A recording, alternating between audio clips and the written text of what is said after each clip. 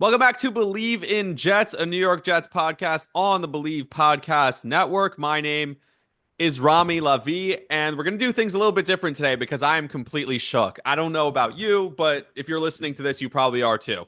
I don't understand how this happened. So the Jets hired a new offensive coordinator and a new quarterbacks coach. We'll talk about that all a little bit later. That's all well and good, and we'll get into the thoughts, and maybe we'll do more of it, and we'll expand on it as we get deeper into the week and Super Bowl week. But Super Bowl Monday, the biggest story at Super Bowl Monday is, as it should be this trade that happened between the Dallas Mavericks and the Los Angeles Lakers. I'm still comprehending it. I'm still trying to understand it. And every time I think about it again, I still think I'm being duped. I still think it's fake. I haven't slept since this trade. We're working on now, I don't know, 16 hours. And I haven't yet slept since the trade happened at 12:12 a.m. early this morning on the East Coast. And I'm still trying to comprehend, and I just can't. By the way, the Dallas Mavericks are playing a basketball game right now after a media press conference, which blew my mind, which we'll get to a little bit later as well. They're currently losing 77-42 in the second quarter with still 4 minutes to play before the half. So we'll get to that game a little bit later.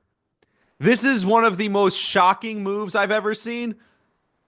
And it's not just a shock because usually we hear rumors and all these things, how the NBA usually plays out when superstars are upset. It's not just a shock from that level. It's a shock because every time I look at it, it still doesn't make sense how a team can make this trade. The NFL equivalent, if you're an NFL only fan, the NFL equivalent, I thought first, and I talked about this, and I'll tell you guys how I heard about this and how this came to be in my world. I thought that it was maybe Joe Burrow, and I've seen this, Josh Allen, perhaps, for Matthew Stafford would be the trade. No. This trade is Joe Burrow for TJ Watt. You're trading a franchise player in his prime, about to be one of the best players in the league for the next 10 to 15 years, who can carry you for a really nice, really good, but later in his career, injury-prone role player. Superstar, but not a guy who can carry your team. Anthony Davis is not a quarterback. He's not the NBA's version of a quarterback. He's a nice player. This is like trading Joe Burrow for Myles Garrett or TJ Watt in division where you know you have to beat this team to get to a championship, to get to the championship round. The NFL, the equivalent is the Super Bowl, right? Here it's the NBA Finals. You'd have to beat them before then. This is mind-numbing to me. I cannot comprehend this trade. I can't comprehend it. I don't understand how this happens, and that is the NFL comp. It's trading Joe Burrow for TJ Watt. The baseball comp that I thought of is trading Vlad Guerrero Jr., and this is the perfect comp too, because a little bit overweight, has had his issues in the past, but still a superstar, for Giancarlo Stanton. Now, Vlad hasn't carried a team to a championship, though. Luka just went to the finals, and he dragged the Mavericks with him. It makes no sense to me. I wrote all these notes because I'm trying to just, wrap my mind around it. And it's been 14, 16 hours now of me trying to wrap my mind around it. So it started, here's how I saw it. Of course, I'm working at WFAN because all this news happens when I'm at WFAN. The Aaron Rodgers injury happened while I was at WFAN. Obviously, the Juan Soto, him signing, happened while I was at WFAN. So if I'm at WFAN, something crazy is going to happen. So I'm at WFAN, and I see on Twitter, I see the alert, the notification. I have a tweet notification. So I look at it. I'm like, all right, from Shams, the Lakers traded for Luka Dončić. And so Pat Boyle was hosting the show. I get in his ear. I'm like, is this real? I know I only get alerts from the real Shams account. That's who I have Twitter notifications on for. But how could this possibly be real? And this is before I saw the details. So I get in Pat's ear. I'm like, did the Lakers just trade for Luka Dončić? Is this real? I was shaking. I was Like, do I go to air with this? Do I break into the show? Do we have breaking news? Like, is this legitimate? And I'm looking and I'm trying to see the replies, and it's his real account. He wasn't hacked, or maybe he was hacked. And my first thought after we relay the message on it, I'm just like, I'm shaking. I don't know. Like, I'm shocked. I don't know if like how do we process this? He replies to himself, this is real. Then you started seeing guys like Fred Katz and other people who are in the NBA media like, yeah, we just talked to Shams. He actually tweeted this. This is legitimately happening. Never has this ever happened in the NBA. In the NBA where there are rumors swirling constantly. We know months in advance when a guy is disgruntled, wants out, they're trying to trade him. And this came out of nowhere. In a second, it was just gone, done. We didn't hear rumors. We didn't hear it's close to be. No, the trade is done. It's happened. And I look at TV, by the way. I'm trying to look at ESPN. I'm like, are they showing anything on ESPN? They're showing college basketball. And I'm like, this is mind-boggling. Like, do they know? This is their guy reporting it. Do they know? And before I knew what the details were, I just assumed the Lakers sold their entire future. They gave Anthony Davis and Reeves and 3 first-round picks for Luka Dončić. I assumed it was Austin Reeves, Anthony Davis, Max Christie, 3 first-round picks for Luka. And so what I said to Pat was the Lakers must think they have one last year of LeBron. They're trying to go for it this year, maximize this season, win a championship with LeBron, and then make Luka the successor. And even if there's a rebuilding process in between, they'll figure it out on the fly. But that's what it is. No! The Lakers got away with highway robbery. They didn't have to do anything. No Austin Reeves. No first-round picks other than the one in 2029. It was and I still can't believe it. I'm still comprehending it. It just doesn't make sense. Every time I look back at it, I'm like, how? And my first thought when I think about it from the Dallas perspective was, how do you trade him? How do you trade Luka Dončić? How do you trade a 25-year-old superstar? And so you think of all the things. He's out of shape. The supermax contract they don't want to give him. All the things that they were talking about with, his weight and the conversations they've had with him, the conditioning, the injury piece of it. They can't trust him to pay him.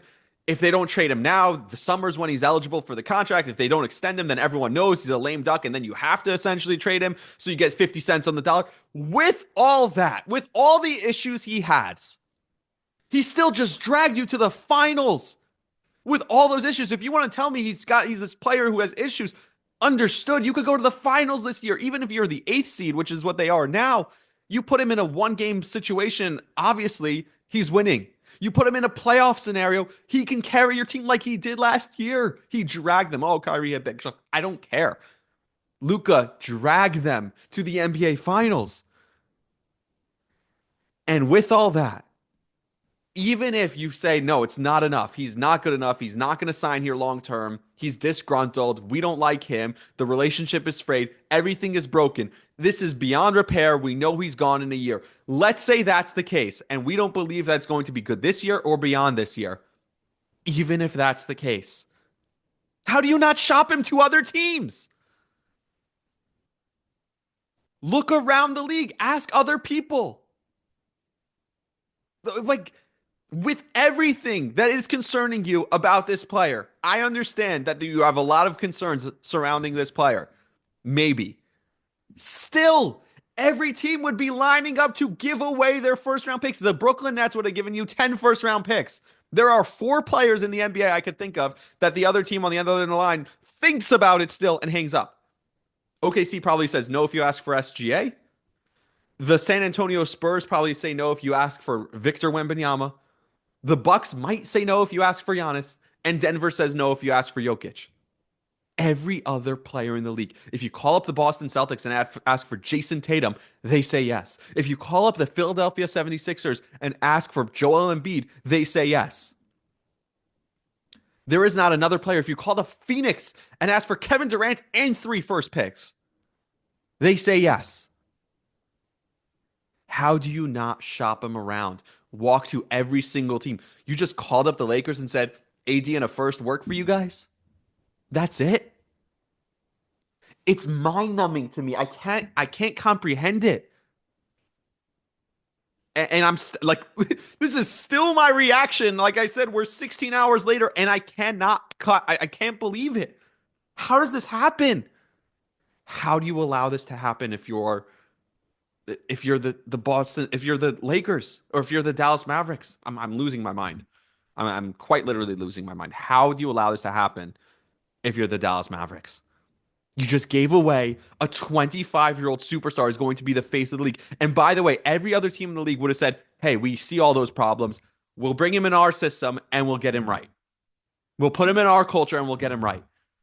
The Heat, the Sixers, no matter who you are, you believe that the talent is there, we can get him right. And even if you don't get him right, let's say the weight gets worse, the injuries get worse, the conditioning gets worse. This is a guy who, with all those problems, dragged them to the NBA Finals. Like, how? I don't understand. I don't understand it. Like, I'm still struggling to comprehend it. And then you hear that, no, this has nothing to, like, so the only thing that I asked, okay, so, all right, they didn't go to any other team. So I thought, okay, it must be, if they're not going to other teams, they're not shopping him. Luka Dončić basically said to the Mavericks, I need you guys to trade me. I'm fed up with you guys babying me. I don't want to be here either. The relationship is so frayed on both ends. I don't want to be here as much as you guys don't want me here. Trade me. Oh, by the way, I'm only going to sign the extension with the Lakers. So if you trade me anywhere else, I'm telling them I'm not signing the extension with them. So they're not going to make the trade with you. So maybe it was Luka saying, I'm only going there. That was my next thought. It has to be, because the other piece of this was, and this was an interesting piece, he loses money in this. Luka he's not eligible for the Supermax this summer because he was traded now. That's how the rules work. I don't know why, but that's how the rules work. So I was wondering to myself, okay, so if he's no longer Supermax eligible, he's giving up money. It must be that this was his decision, that he said, I want to go to the Lakers. And now it kind of makes sense. Well, if he said he's only willing to go to the Lakers and only willing to play for the Lakers, then they had no choice. They had to trade him there, so they couldn't ask around. They couldn't shop him to other teams because it wouldn't have worked. But still, you get more from the Lakers. And then it comes out, no, Luka had no idea about this. We weren't shopping him. We didn't ask him. LeBron didn't know about this. AD didn't know about this. I don't believe any of that. In a league where the superstars run the league, you expect me to believe that no one knew about this? This was left completely in the dark? I don't buy it. I don't buy any of this. This reporting has just been odd. It's been crazy. I don't believe any of this.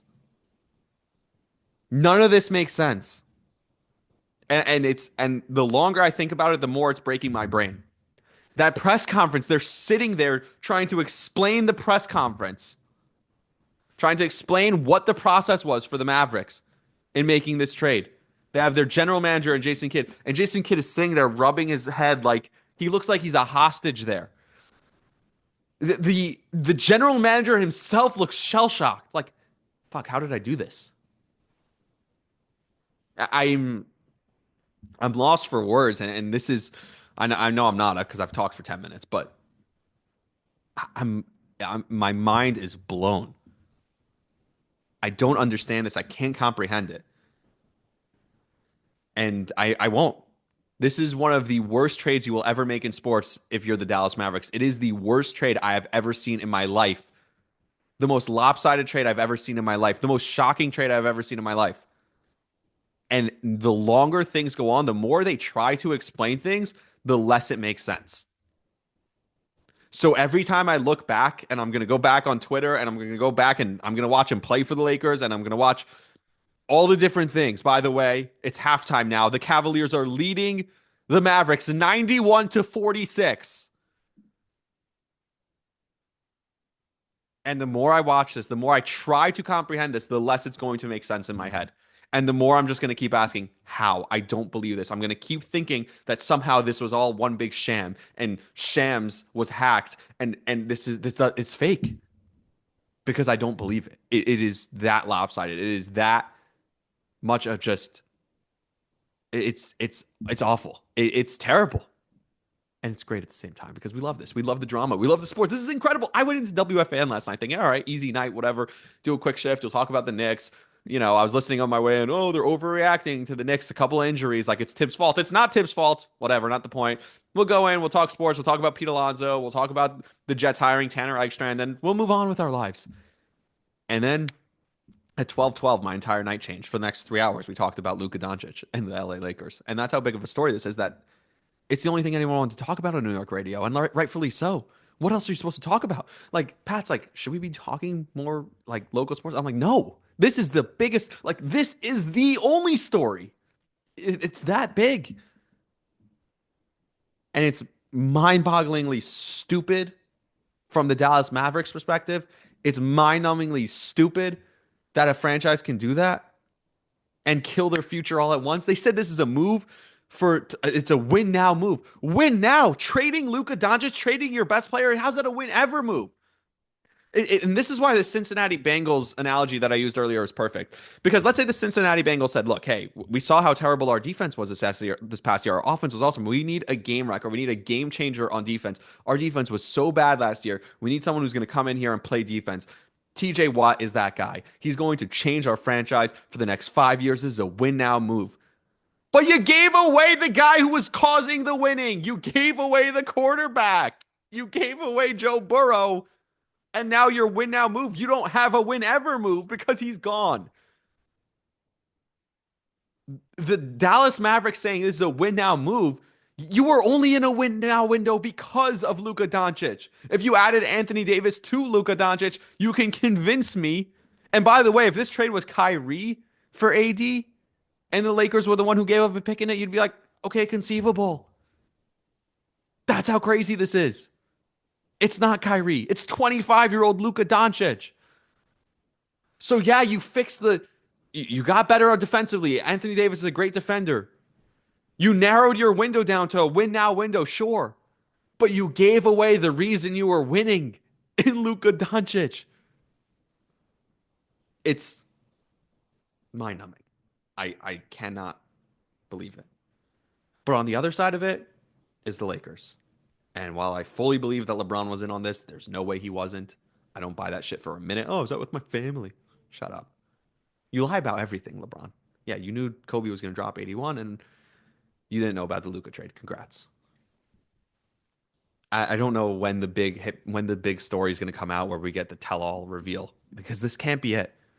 But on the other side of this, there's the Lakers who got off with highway robbery. If David Stern was alive, he'd be jumping out of his grave. I mean, he should be jumping out of his grave to veto this, the way he did with the Chris Paul trade. And on the anniversary of the Kwame Brown Pau Gasol trade, the Lakers did it again. Only Luka Dončić is 5 times the player Pau Gasol ever was and ever will be. It's mind-numbing. So we'll talk about the Lakers side of this on the other side of a quick break. Coming right back after this. All right, welcome back to Believe in Jets. Let me remind you that today's episode is brought to you by Bet Online. The biggest betting weekend of the year is finally here, which means more updated odds and props for Super Sunday. We're now a week away. Bet Online is the world's most trusted betting platform and your number one source for online betting. We have hundreds of prop bets, MVP odds, and exclusive in-game live betting. Bet Online is your ultimate game day companion, whether you're a seasoned fan or a first-time bettor. Bet Online offers you everything and more to enhance your game day experience. Visit the website and make the game day action count a little bit more. Bet Online, the game starts here. And speaking of the betting odds, the gambling odds for the Lakers to win the title more than doubled. Their likelihood of winning the title, according to Vegas and the odds makers, more than doubled. It went from plus 4,000 to plus 1,800. They're now the 6th best odds to win the title, which I fully believe is the right number. They're behind, and by the way, don't laugh when I say this, but they're behind the Celtics. They're behind the Denver Nuggets. They're behind Oklahoma City. And they're behind the Knicks. And they're behind the Cleveland Cavaliers. Those are the teams they're behind. And yes, they're behind the Knicks. And to just casually, I said this to Anthony Gallo this morning on WFAN when we were talking about this, to casually just say, yeah, of course they're behind the Knicks, the best teams in the league. When we just rattled off the top 5 teams in the league, and the Knicks were so obviously one of the 5, it's not mind-numbing to me that we've gotten to that point. But the Lakers are 6th, And they're in that group now. They are legitimate title contenders today. Look, I think for the Lakers, and this is what I thought initially, that the Lakers had been shopping AD, and this would have made sense to me. I don't believe that they just got a call from Dallas and, hey, you want Luka Dončić for AD? Yeah, they thought they were getting pranked. They almost hung up the phone.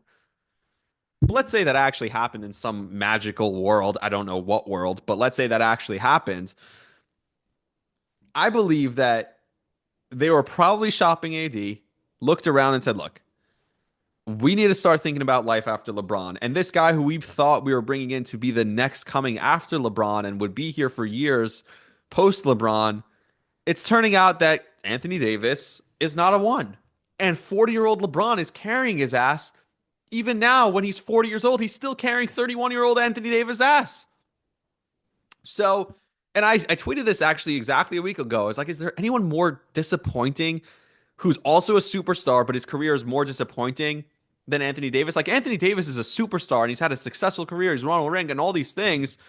And yet there's no one more disappointing than him because he never was elevated to that one. He's never been that guy. He's never gotten to that point where he's the number one guy on a championship team. He's been carried wherever he's been. And so I think the Lakers looked at this like, we have our succession plan, but not only that, we're now a win now team. Because if you go into a series, we've seen LeBron. We saw it against the Knicks, a 30-point triple-double. He can turn it on in spurts still. We know he's not the same, but in spurts, if we need him. If we get to a game 7, he could turn it on for that game 7. If Luka and shooters and Austin Reeves and LeBron, playing at 75% of his prime can carry us to a game 7, no one's beating us in a game 7. We have Luka and LeBron, two of the greatest playmakers and shot makers in the league. So this is their title window is now wide open. They need to get a center now. And maybe this isn't LeBron's last year. Maybe this extends LeBron's career another 2 or 3 years. Because all of a sudden you've added a force multiplier in Luka who can take all this pressure off of LeBron. This now extends LeBron's career. This is what Anthony Davis was supposed to be. He's not. He hasn't been. That's what Luka's going to be for the Lakers. And you don't think Luka, after reading his name get dragged all day and watching it get dragged by the Mavs, you don't think he's looking at this like, watch me. I'm going to go in the chamber with LeBron and get in the best shape you've ever seen me. I'm going to be shredded, and all of a sudden, I'm going to be on the revenge tour. A guy who already was one of the best in the leagues with all the crap he was doing, now he's going to be out for revenge and turn it on and get that mindset of, no, you want to see? You just created a monster. I would not be shocked if they won the title this year. I think the championship window is open now, and it's open for as long as Luka Dončić is a Laker. That's how highly I think of Luka and what the Lakers can now put around him, because they didn't they didn't mortgage their future to get him. They didn't do they just gave up a couple of pieces. It's a no-brainer for the Lakers. And so for the Lakers, I fully understand this. This team is loaded, this team is stacked, and they are in the championship window. I do want to say one last thing about AD, because I just trashed him a little bit, and I do think that he's a very disappointing player. Couldn't get it done in New Orleans. Was supposed to be the next guy in LA. He hasn't been. I don't think he's going to be this superstar that carries the Dallas Mavericks anywhere. We're going to see that he's a 2, he's not a 1, and Kyrie's not a 1 either. And when you have 2 2s, you're not winning anything. AD does have a chance now to change the narrative, though. You're 31 years old. You've played some good basketball lately. Prove to the world, prove it, that you can be a number 1. Now's your opportunity. This is the last opportunity you're going to get. If this Dallas team goes into the playoffs like this, and AD all of a sudden is this monster who's carrying them through series, it changes the entire narrative around his career. He has that opportunity now. Go make the most of it, because you're never getting another one. This is it. This is the opportunity for you. Because right now, you're only going to ever be remembered as a great 2 in the shadow of LeBron. Couldn't do it alone. That's all he'll ever be. And I don't think he's ever going to be anything more than that. My last thing, and this is the only other theory I can think of, and still it sucks, but The only other theory I can think of for why the Dallas Mavericks made this trade, it's been going around this Photoshop picture of Luka in a Laker uniform against Jason Tatum in a Celtic uniform in the finals. The two most iconic franchises in the league, obviously the most championships in the league, the biggest rivalry, which is crazy that these two teams are such big rivalries, even though they play in other conferences. The league would love to have Luka, and not only Luka, but the Lakers and Celtics against each other in the finals with LeBron James before he retires. I could see that happening this year. They could meet in the finals, Luka and LeBron against the best team in the league in the Boston Celtics. That would be cinema. That would be the highest rated finals in years, maybe since Kobe was in the finals with the Lakers against the Celtics. Think about how many different iterations we've had. We had Kobe against KG and Pierce and those guys in the finals. We had obviously Magic against Bird in the finals. To now have the LeBron led Lakers with Luka against Tatum and this great Boston team in the finals, that would be just so good for the NBA. They'd make so much money. The TV deals, everything would go up. The revenue would go up. It would be like the best possible thing that could happen for the NBA as a business. Is it possible that I'm not sure what's going on in Dallas, but there was for some reason Mark Cuban wanted out? I don't know why. Is it possible that Mark Cuban knew something was coming and there's something that's so financially wrong in Dallas that Dallas looked at this and said, we need to make a move that's the best for business. And whatever's best for the business of the league will trickle down and be best for business for us, the Dallas Mavericks. We can sugarcoat it all these ways. We don't want to give a supermax contract to this guy that maybe we do have some concerns about, but we're just going to use that as an excuse. We want what's best for the business of the NBA. And we see there's a little bit of a fragile spot right now with the NBA. We're talking about changing rules to 10-minute quarters. And I talked about what I think about that on the last episode. Maybe there's a little bit of a teetering with the business of the league. We're seeing the ratings go way down for the NBA. Could there be a risk for the TV deals that the league relies on? Is the NBA business at risk? And if that's the case, maybe we trade one of the most exciting young players in the league to LA, the biggest market. This could save the league's ratings. I'm sure people are watching this blowout now, Dallas and Cleveland, just to watch Dallas and try and comprehend what's going on there and listen to what the broadcasters might be saying.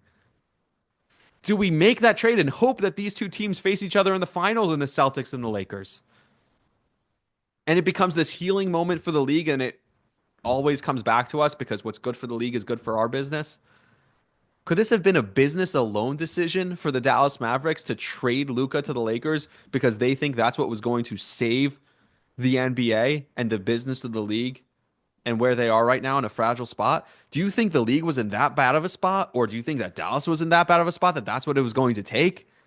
And still, with all that, do you really think that was the best return they could have gotten with all that from the Lakers? Still doesn't make sense. That's the best theory I've come up with so far, though. Makes no sense. Make it make sense. I can't. The biggest winners in all this, by the way, are Terry Rozier and Justin Tucker. Do you know why? They're lucky. They could have been the biggest stories of Super Bowl week, Monday. Because this, to me, is the biggest and only story that everyone who's been off all weekend should be talking about live from New Orleans on Monday. And that's crazy. Already the league is winning. Already the business of the NBA is winning. Because the biggest weekend of the biggest sport in the country is kicking off their biggest week. And it's going to kick off with an NBA story. That's huge. That's huge for the league. That's huge for the Lakers. That's huge for the NBA. And maybe that's what's coming back to the Mavericks. And they're saying, hey, we took one for the team here. We took one for the league. This is going to be better for everyone. This is going to be better for business. Just watch. That's the only other explanation, because they are a worse team. They're worse now. They're worse for the future. They're worse for always. This is only bad for the Dallas Mavericks, unless it's for business. And then if somehow they make the finals, the Lakers do, and they use the assets that they didn't trade for, that Dallas didn't ask for, to go get a center and go add extra pieces to this roster to make the finals this year, and it's LeBron against Tatum and Jaylen Brown against Luka Dončić, and it's the rematch of Luka and the Celtics, but now it's Lakers Celtics and those two massive cities, and NBA legacy franchises. Is that something that can change and save the NBA if it does need saving? I guess. And that's the only explanation I can think of. I can't think of anything else that would be even remotely logical other than that. The Jets hired offensive coordinator Tanner Eggstrand and Charles London. I really like the London move. I like the Eggstrand move too. It's yes, he's called plays for 8 years already. So all right, this I can't.